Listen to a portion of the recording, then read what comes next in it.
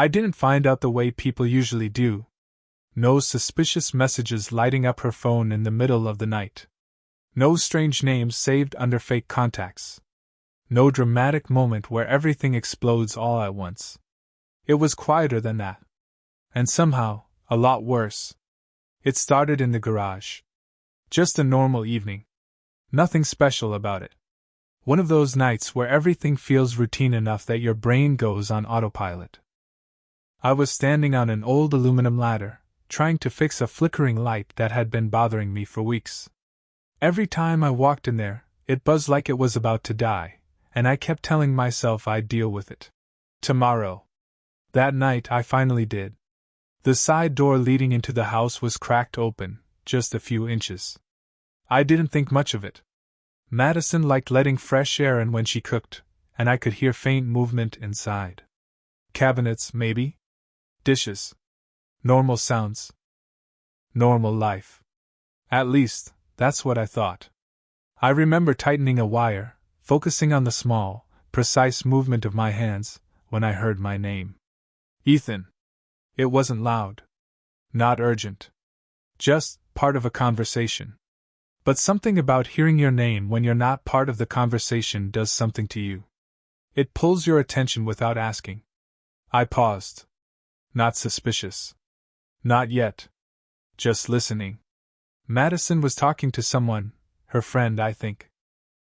I couldn't hear the other voice clearly, just pieces of it, like background noise. Madison, though, I could hear her perfectly. Clear. Calm. Too calm. I mean, it meant nothing. I froze. My hand stayed on the wire, but I stopped moving completely. There was something about the way she said it. Not defensive. Not hesitant. Just dismissive. Like she was talking about something small. Forgettable. Her friend said something, muffled, curious. Madison let out a quiet laugh. And that laugh. It didn't sound nervous. It didn't sound guilty. It sounded tired. I'm already over it, she said. Honestly, I don't even know why I bothered. Something shifted in my chest right then. Not pain. Not anger. Just confusion. Like my brain was trying to catch up to something it didn't want to understand yet. I leaned slightly toward the door without even thinking about it. Just enough to hear better. My heart hadn't started racing yet. It was still slow. Steady. Like it didn't realize what was coming. Her friend asked, quieter this time. What about Ethan? That's when everything slowed down. There was a pause. Not long. But long enough that it felt intentional. Like she was choosing her words. And for some reason, that pause hit harder than anything she'd said before. Madison exhaled softly. I think I checked out a long time ago. That was it. That was the exact moment something inside me dropped. Not cracked. Not broke. Just dropped. Like missing a step in the dark. I didn't react right away. Didn't move. Didn't speak. I just stood there on that ladder, staring at nothing, trying to replay what I had just heard in a way that made sense. Checked out. A long time ago. Suddenly, things started connecting. Not in a loud, obvious way. But quietly. Like puzzle pieces sliding into place in the background. The way conversations with her had started feeling shorter. The way she'd look at her phone and smile, but not share why. The way silence between us had stopped feeling comfortable. I had explanations for all of it. Work stress. Life. Routine. Anything but this. Her friend said something else. I couldn't make it out clearly, but I caught the tone. Concerned. Curious. Maybe even surprised. Madison answered without hesitation. No. And honestly, I don't think he'd even notice. That one landed differently. Not sharp. Not explosive. Just empty. Like something hollow opening up inside me. Because I realized, standing there in that moment, she wasn't afraid. She wasn't worried about getting caught. She wasn't even thinking about me. I slowly climbed down the ladder. Each step careful. Measured. Like if I moved too fast, everything would collapse at once and I wouldn't be able to hold it together. When my feet hit the ground, I just stood there, listening. Not because I wanted to anymore, but because I couldn't stop. They kept talking. Her friend asked questions. Madison answered like it was nothing. Like whatever had happened was already behind her. Like it didn't matter enough to carry any weight. And that was the part that hurt the most. Not the idea that something happened, but that it meant so little to her, while it would mean everything to me. I didn't walk into the kitchen. Didn't interrupt. Didn't confront her. Because deep down, I already knew something I wasn't ready to say out loud yet. This wasn't a moment. This wasn't a mistake. This was the result of something that had been happening for a long time. Something I had been living inside, without realizing I was alone. So instead I stepped back, sat down on an old chair in the corner of the garage, and just stared. At nothing. At everything. I don't even know. It's strange how your mind works in moments like that. You expect anger. You expect rage. But what I felt wasn't loud. It was quiet. Heavy. Like something slowly settling into place. Because the truth wasn't just what I heard.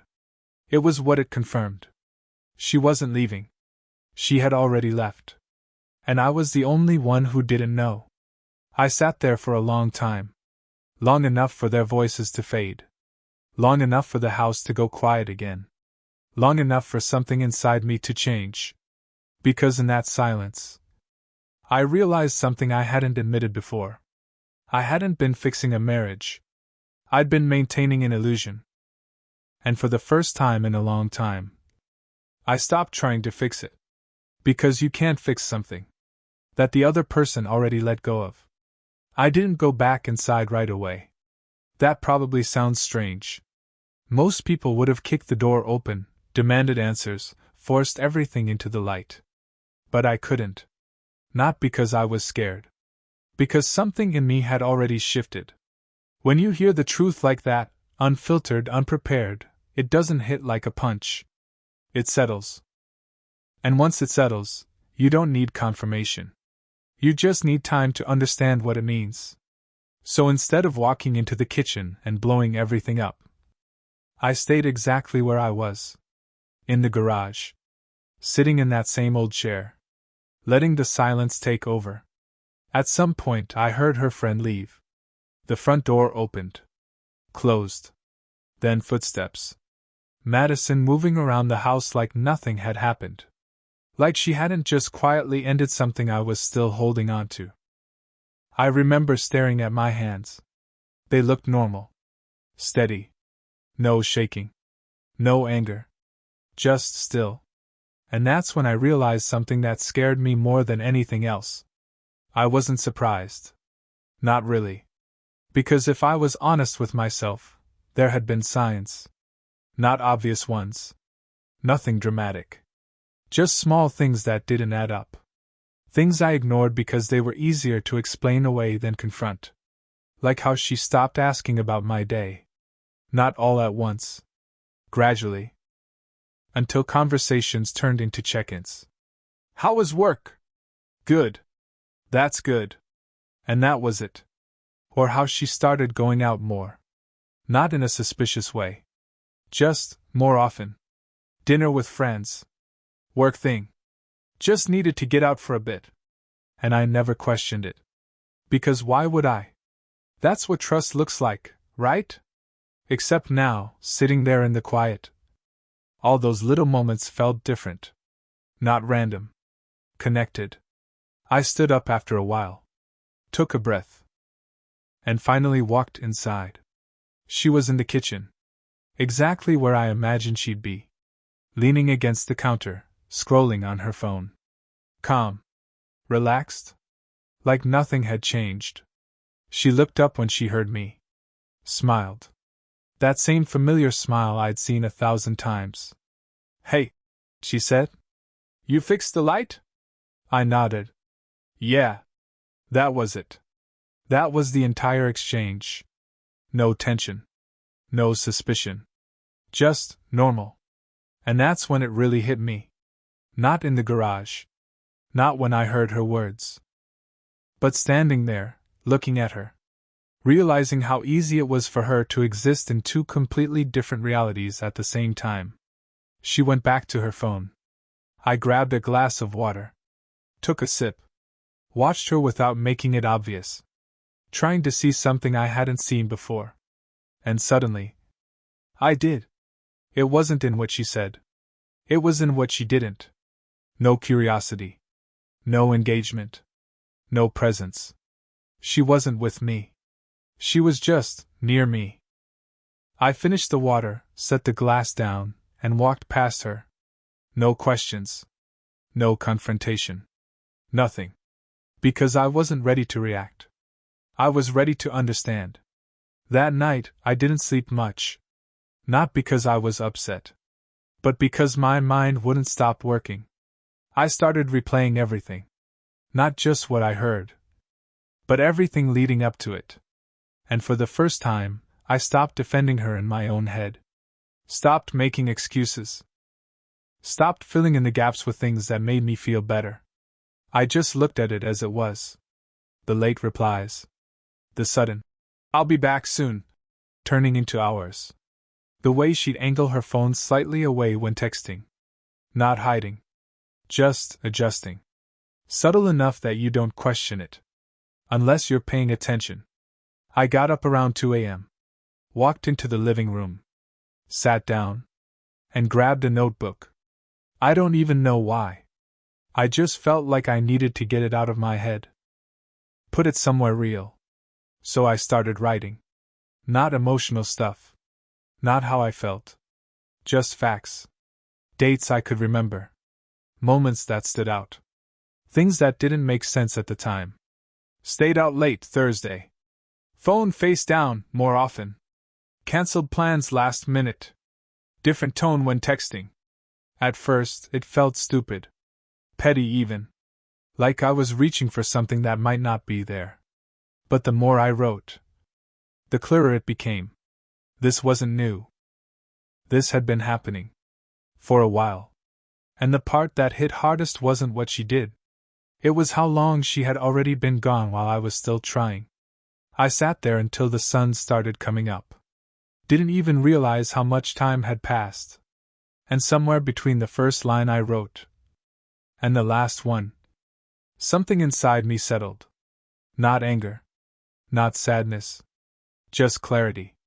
Because for the first time, I wasn't asking myself what I did wrong. I wasn't wondering how to fix it. I wasn't trying to figure out how to get her back. I was finally asking the right question. Why was I holding on to someone who had already let go of me? That morning, she came into the kitchen while I was still sitting there. Hair slightly messy. Half asleep. Normal. "Why are you up so early?" she asked.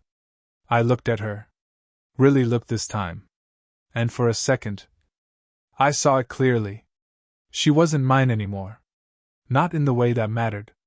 "Couldn't sleep," I said. She nodded. Poured herself coffee. Didn't ask anything else. And that silence between us. It said more than any argument ever could. That's when I knew. This wasn't something I was going to confront. This wasn't something I was going to fight for. Because you can't compete with something that the other person has already chosen. So instead of reacting, I made a decision. I was going to watch. Not in a paranoid way. Not obsessively. Just enough to see the truth clearly. Without emotion. Without denial. Without excuses. Because if I was going to walk away from this, I wasn't going to do it confused. I was going to do it knowing exactly why. Once you start seeing it, you can't unsee it. That was the hardest part. Not what I heard in the garage. Not even what I wrote down that night. It was what came after. Because now, everything felt louder. Not in sound. In meaning. The next few days were almost identical to every other week we'd had before. Same routines. Same conversations. Same quiet evenings. But for me, Everything had changed. I stopped reacting. Stopped filling silence. Stopped trying to be present for both of us. Instead, I watched. Not in an obsessive way. Not checking her phone or following her around. Just paying attention. Really paying attention for the first time in a long time. And the details? They weren't dramatic. That's the thing people don't tell you. Affairs don't always look like secrets. Sometimes they look like indifference. Like the way she'd sit next to me on the couch, scrolling endlessly, barely noticing I was there. Not avoiding me. Not hiding. Just uninterested. Like how her laugh changed depending on who she was texting. Subtle. But different. Lighter. Effortless. Like how she started dressing a little better for things that didn't involve me. Nothing extreme. Just enough to notice, if you were looking. And now I was. Every small thing added to the list in my head. Not out of anger. Out of clarity. Because I wasn't trying to prove anything anymore. I was confirming what I already knew. One night she told me she was going out. Just dinner, she said, grabbing her keys. I won't be late. I nodded. Didn't ask where. Didn't ask who. Didn't even look up from what I was doing. Okay, I said. And for a split second, she paused. I noticed that. Not because it was obvious, but because it was new. She lingered near the door just a little longer than usual. Like she expected something. A question. A reaction. Anything. But I didn't give it to her. Text me if you need anything, she added. That one almost made me laugh. Need anything? I nodded again. Yeah. And she left. The door closed. And the house went quiet. I sat there for a minute. Listening. Not to sounds. But to the absence of them. Because for the first time, it didn't feel like she had left. It felt like she had been gone for a long time. I stood up. Walked into the kitchen. Opened the fridge. Closed it again. Not because I was hungry. Just because I didn't know what to do with myself. That's when it hit me. I wasn't waiting for her anymore. And that realization didn't hurt. It relieved something. Because waiting is exhausting. Especially when you don't even realize you've been doing it. Waiting for attention. Waiting for effort. Waiting for things to feel normal again. But once you stop waiting, you start seeing things for what they are. And what they were was over. I went back to the living room and sat down. Looked around. At the furniture. The pictures. The life we had built together. And for the first time, it didn't feel like mine. Not completely. Because I realized something I hadn't allowed myself to admit before. She had been building a life without me, while still living inside this one. That's what hurt the most. Not the betrayal itself, but the separation. The fact that there were parts of her life I wasn't even part of anymore. And I didn't even know when that started. Later that night, she came home. Around 11. I heard the door open. Her footsteps. The familiar rhythm of her moving through the house. She walked into the living room and saw me sitting there. You're still up? She asked. I looked at her. Calm. Neutral. Yeah. She set her bag down. Kicked off her shoes. How was your night? She asked. That question used to mean something. Now it felt automatic. Quiet, I said. She nodded. Didn't ask anything else? Dinner was good, she added after a second. I didn't respond. Not out of spite. Not to make a point. Just because I didn't care anymore. And that was new. She sat down across from me. Checked her phone. Smiled slightly at something. And for a moment, I just watched her. Not with anger. Not with resentment. With clarity. Because I realized something right then. She wasn't hiding anything. She didn't need to. The distance between us was already enough. She could live an entirely separate life. without ever leaving the room. And I had been allowing it. Not anymore. That night, I didn't write anything down. Didn't overthink. Didn't replay conversations. I just lay there, staring at the ceiling. And for the first time since the garage, my mind was quiet. Because I wasn't searching for answers anymore. I already had them. The only thing left was deciding what to do with them. And that decision was already starting to take shape. Not in anger. Not in pain. But in something much colder. Acceptance. Because once you see the truth clearly, you don't react. You adjust. And I was done trying to fix something that no longer existed. I was getting ready to leave it behind. She just didn't know it yet. The shift didn't happen all at once. There wasn't a moment where I stood up and decided, this is it, I'm done. It was slower than that. Quieter. It started with small things. I stopped asking questions. Not as a tactic. Not to play games. I just didn't feel the need anymore. Where are you going? Who are you with? What time will you be back? Those questions used to feel natural. Like part of being married. Like part of caring. But now, they felt unnecessary. Because I already knew the answer to the only question that mattered. She wasn't with me. Everything else was just details. A few days after that night in the garage, I started noticing something else. She was watching me. Not obviously. Not in a suspicious way. But in those small, almost invisible pauses.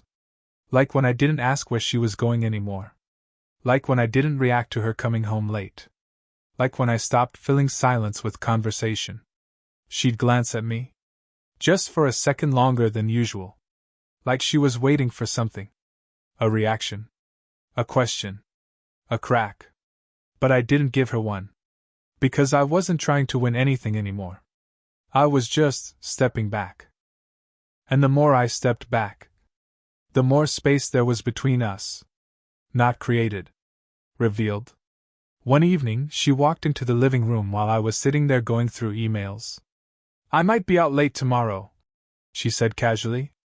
I looked up briefly. Okay. That was it. No follow-up. No curiosity. And again, that pause. Subtle. But there. Work thing, she added, almost automatically. I nodded once. Got it. She stood there for a second. Then turned and walked away. And I could feel it. Something about that bothered her. Not because she cared where I was emotionally. But because something had changed in the dynamic. I wasn't reacting the way I used to. I wasn't chasing. I wasn't trying to hold things together anymore. And when that stops, people notice. Even if they don't understand why. That night, I sat at the kitchen table again. Same spot as before. Same quiet. But this time, I didn't bring the notebook out right away. I just sat there. Thinking. Not about her. Not about what she was doing. About me. About how long I had been living like this without realizing it. How long I had been adjusting myself to fit into something that wasn't real anymore. And that thought. It didn't make me angry. It made me tired. Because the hardest part about all of this wasn't the betrayal. It was realizing how much effort I had been putting into something that had already ended. And once you see that, you can't keep doing it. So I grabbed the notebook again. But this time, I didn't write observations. I wrote decisions. Short. Simple.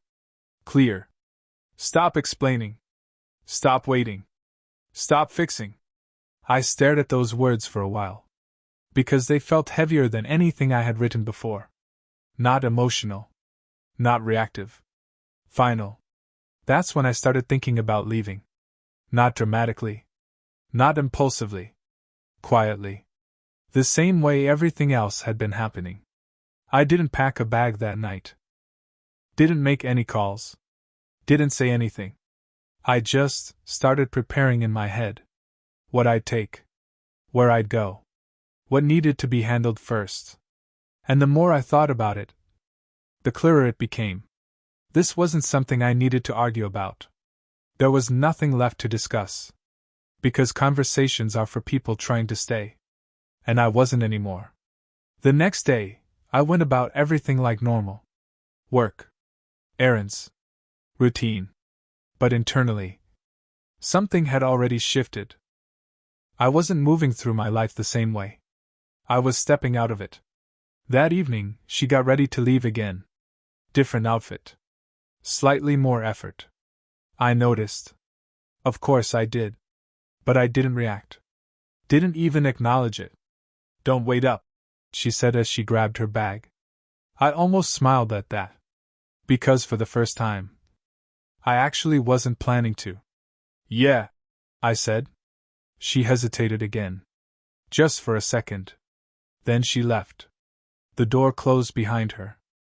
And instead of sitting there, I stood up, walked into the bedroom, opened the closet, and pulled out a bag.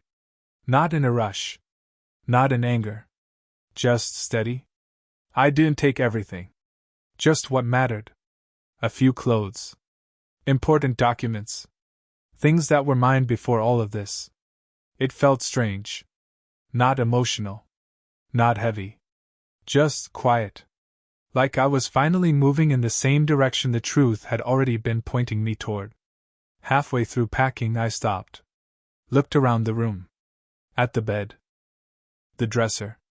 The life we had built here. And I realized something that should have hurt more than it did. It didn't feel like I was leaving.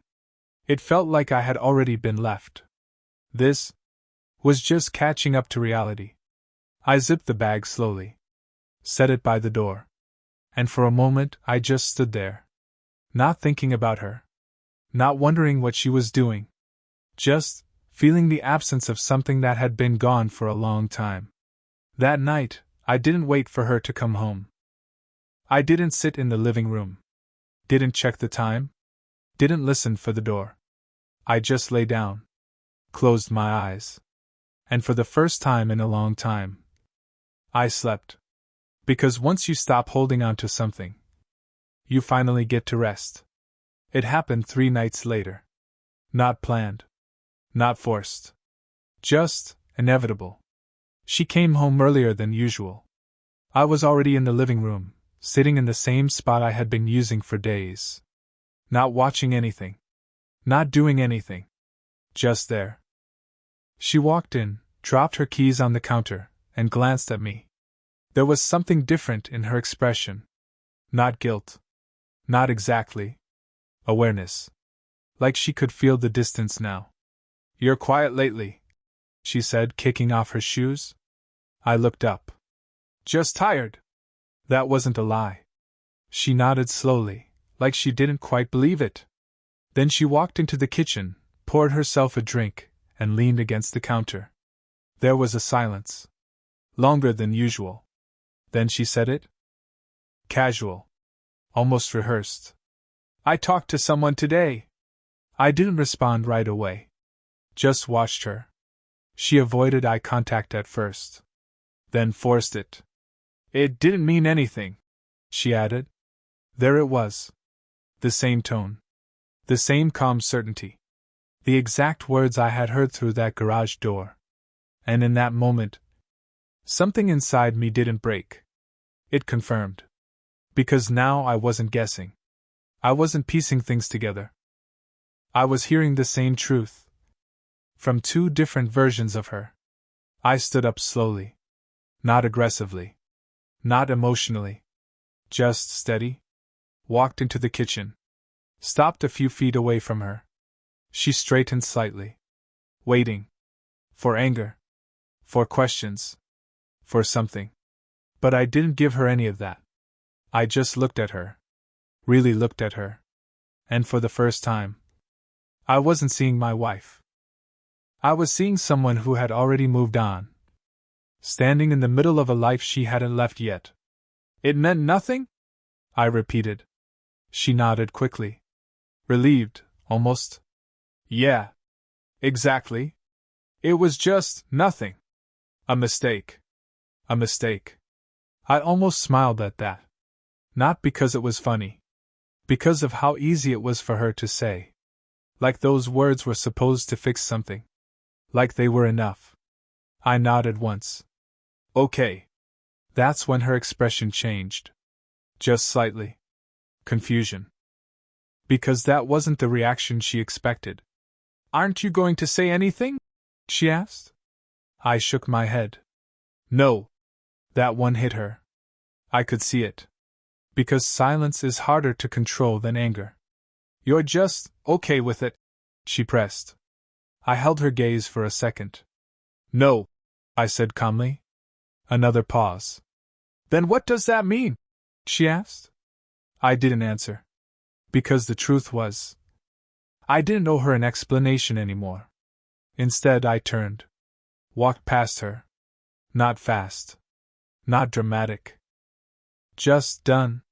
I went into the bedroom. She didn't follow right away. I could feel it. That hesitation. Like she didn't know what to do without a reaction to respond to. I grabbed the bag I had packed. The one she didn't know about. Slung it over my shoulder. That's when she appeared in the doorway. What are you doing? She asked. I looked at her. Calm. Clear. Leaving. Her face shifted instantly. Confusion. Then disbelief. Then something closer to panic. Wait, what?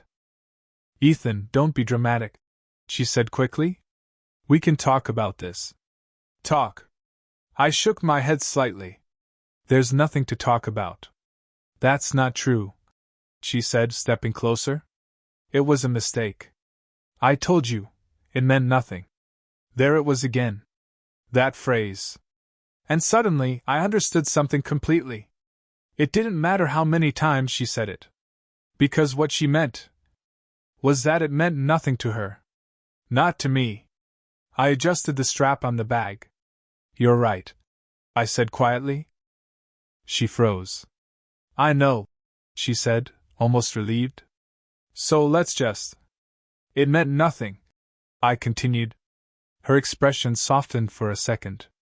Until she realized. I wasn't agreeing with her. That's the problem. Silence. Heavy. Immediate. Because for the first time, she didn't have control of the situation. You're overreacting, she said, but there was no confidence behind it now. I shook my head again. No. I just finally see it. See what? She asked, her voice tightening.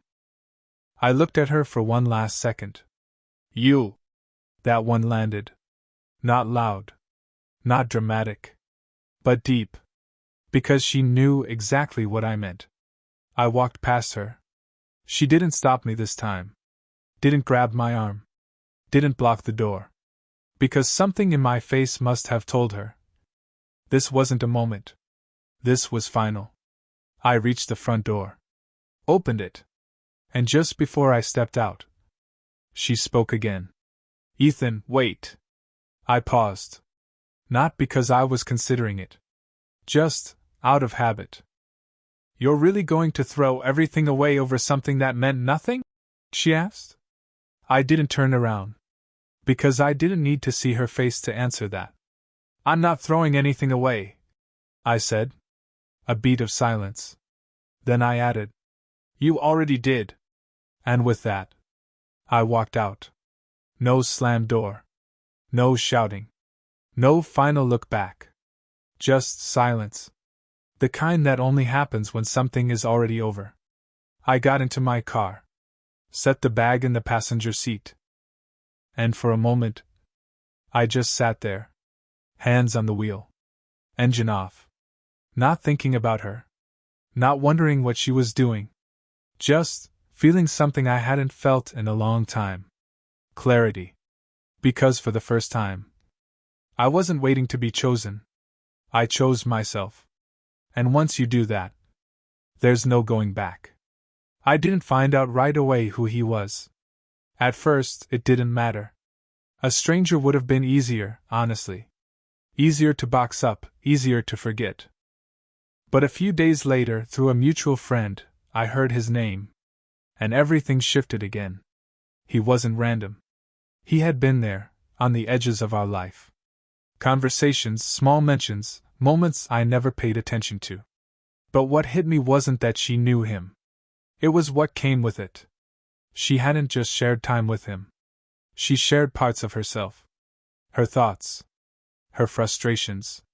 Her doubts. Things she never once said to me. That's when I understood the real betrayal. It wasn't what happened.